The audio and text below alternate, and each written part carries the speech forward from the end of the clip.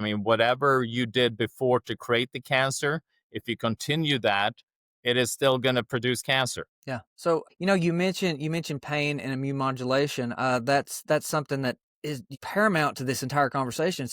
To me, I am just blown away that we don't talk about like beta endorphins and metenkephalin, right? Like this doesn't happen if you don't have UV light, right? This is a cleavage product of Pomp C. So why, when somebody comes to me, I don't feel good, I'm tired, I just don't, the chemo's wiped me out.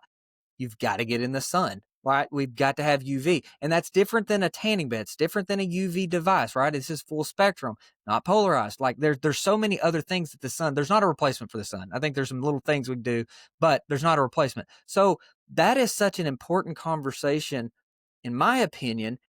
And we are told the exact opposite. Like when Lander, he was given Bactrim to take prophylactically every weekend, and they said, don't go in the sun.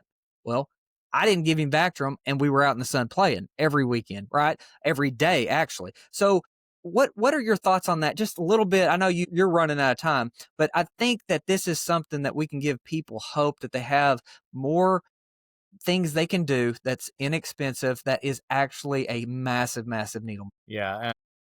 Exactly. I mean, you have light. So if you look at, you have like the fourth phase of water, Dr. Pollack, and we know that light, it really supports that separation of charges, within the water within the cell, and that separation of charges creates a battery effect, that energy production within the cell. So we know light in itself has a huge impact on the body. I mean, there's a reason why in the ancient days they built temples, for the sun, where people went and had heliotherapy.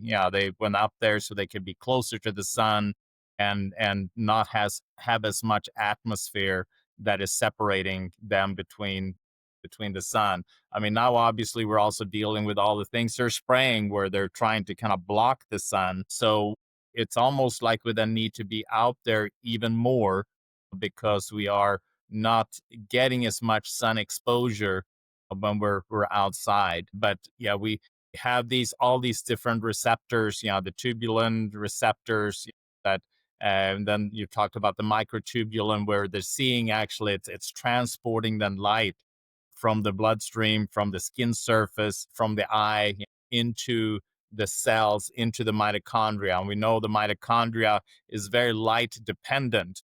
We have the different complexes within the mitochondria, and each complex, and they're kind of like train stations, and where the train is moving through to produce energy, electron transport chain. Each train station or each complex, needs a certain part of the spectrum, and the five complexes that we have, all of them are like you start complex one, that's more kind of the ultraviolet, blue area towards the end where it's more kind of red infrared.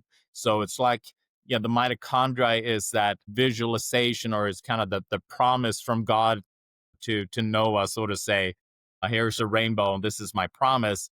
And that in itself is then giving life and giving light and giving energy to the mitochondria to support appropriate cellular health.